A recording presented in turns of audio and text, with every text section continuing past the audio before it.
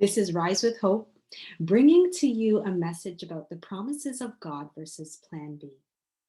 How many of you, including myself, we know the promises of God, but we feel like it's taking some time for them to come about. And so we have a plan B just in case. We have a deadline in our mind, and it's like, okay, if that deadline comes and passes by, I'm going to be activating plan B. And so, two stories I wanted to bring up in the Bible.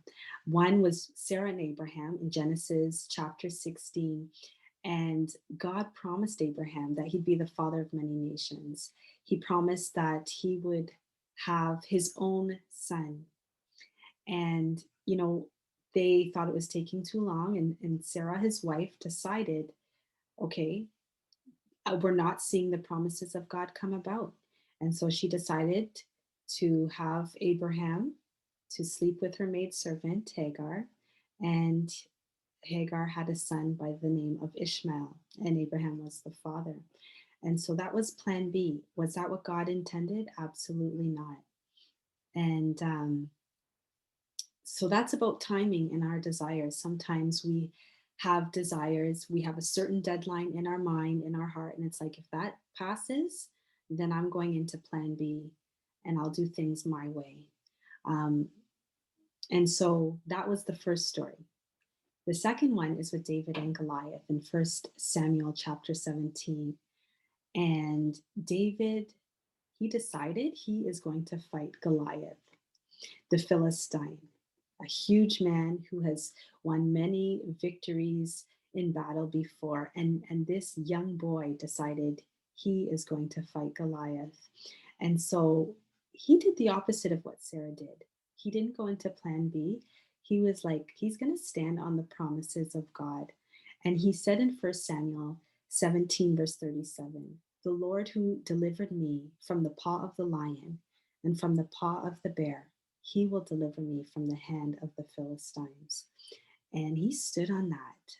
He stood on the promises of God, knowing that the God who delivered him when he was taking care of sheep and when the lion and the bear came against him, and he was delivered from those situations, he knew that he'd be delivered from the hand of the Philistine when he went into battle with him.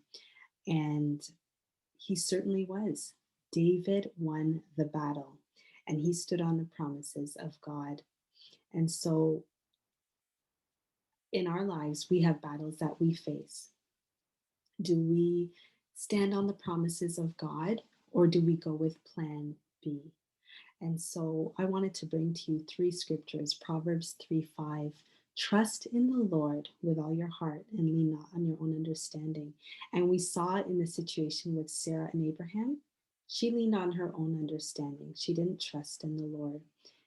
However, on the other side with David and Goliath, he did trust in the Lord and he did not lean on his own understanding. Psalm 46:10, be still and know that I am God. How many times it's like we get anxious, we are worried because, maybe we have a certain deadline for something to happen in our life, and it's like there is absolutely no evidence of it being realized.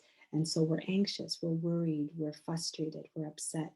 And it's like, okay, deep down, it's like, I think I'm going to go with plan B, you know? But the Lord wants us to be still and know that He is God. And the last scripture is Second Chronicles 20, verse 12, and it's with King Jehoshaphat. And when they were going in battle, and the multitude was so much, so many people. And with King Jehoshaphat and his people, they were the ratio, it was however much, in terms of a great multitude to a little bit of people. But this is what King Jehoshaphat prayed to God. He said, "O our God, will you not judge them? For we have no power against this great multitude that is coming against us, nor do we know what to do, but our eyes are upon you." And so I want to encourage you today that, a lot of times we may not know what to do, but our eyes need to be on God. And so I want to encourage us today that let us stand on the promises of God. Let us not go with plan B, but let us stand on the promises of God. And so be encouraged today. Have a great day.